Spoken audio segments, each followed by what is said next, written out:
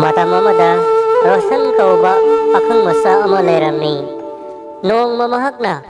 maibana haibagi matung inna mamagi hidak thina bagi damak singda mathana talaklami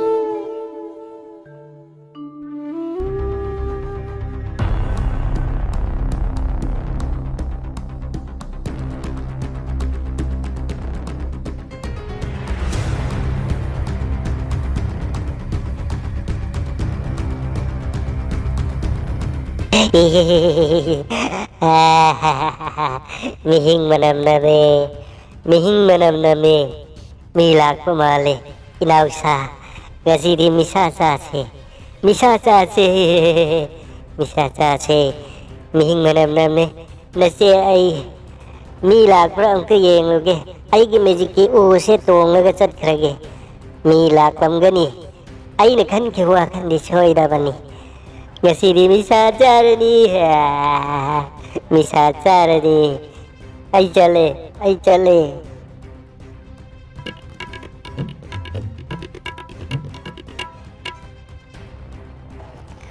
Oh, nang lak le tana, nang lak le, ay na hay betul cuma tana, mihing nam ni hay na ay na ngasay na kalle, karino hay rabada ay se. Aigi inanupi aniga aikoy ahumse misasa da bayam na kuiraba adui wanida nasise mi chaning lakpa tancha na nang lakpay wanida kari hay ni nasidi tangi aroy panumit hay bado oire ne ko karino hay rabada inanupi anina maray na makoy na kang na tilaw siya na marumarang kang kau sahan na naleram lagani lao sana si lao saling mana ku kasi matak makak kok kolak labani he sabi sakhen bi sak phajabi heroni man bi ai ki thawai se amuk ta gan biyo ai ki thawai se amuk ta gan biyo ne nang ki thawai kan bi ba asuk chaning labakan sida nang ki thawai kan bi ba chumni barmagi sap amagi matung ina Aina nangonda upay amatang ditakpige aroy ba oina yam na nungay ba yam na nungning ba nungay ba wari amatang lira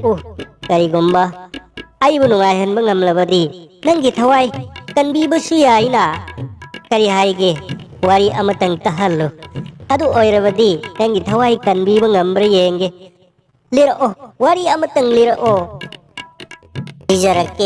Lijarake he sakhen bi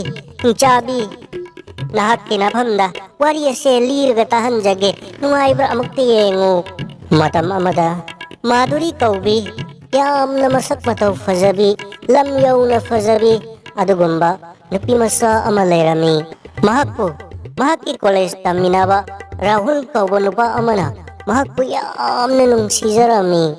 mahakpo nung sibagi ngam kay nairamde tabo mahakpo nung si hay na di nasi fawda pong mangamlamde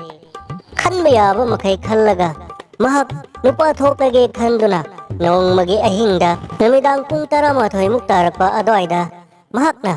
mahaki thawna pumba puthok tuna maduri gi mufamda message sama mahaki phone da irami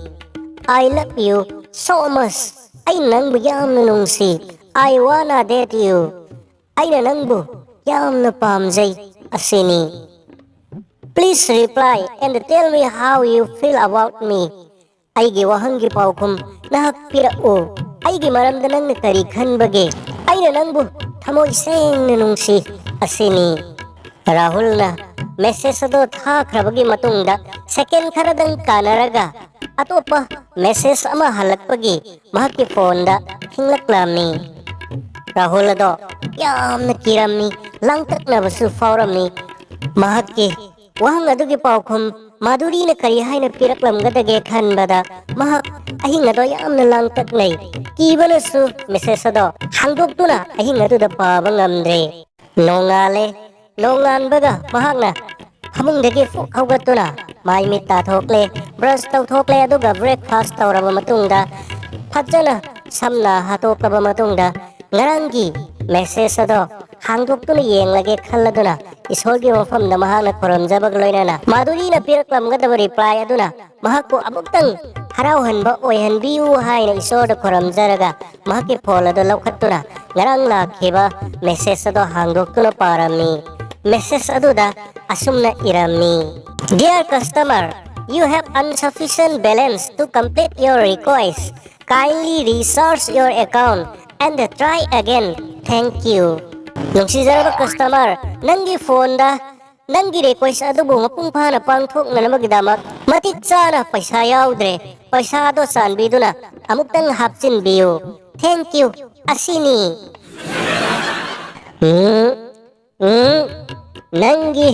ꯅꯪꯒꯤ ꯋꯥꯔꯤ ꯑꯁꯤꯅ ꯑꯩꯕꯨ ꯅꯣꯛꯍꯟꯕ ꯉꯝꯗꯦ, ꯅꯨꯡꯉꯥꯏꯍꯟꯕ ꯉꯝꯗꯦ꯫ ꯑꯗꯨꯅ ꯅꯪ ꯑꯩꯈꯣꯏꯅ ꯆꯥꯗꯕ ꯌꯥꯔꯔꯣꯏ꯫ ꯍꯧꯖꯤꯛꯇꯤ ꯑꯩꯒꯤ ꯄꯋꯥꯔ ꯈꯪꯂꯣ ꯅꯪ꯫ ꯆꯠꯂꯁꯤ, ꯈꯥꯡ ꯁꯥꯔꯝꯂꯒꯅꯤ, ꯊꯥꯎ ꯀꯥꯔꯝꯂꯒꯅꯤꯌꯦ꯫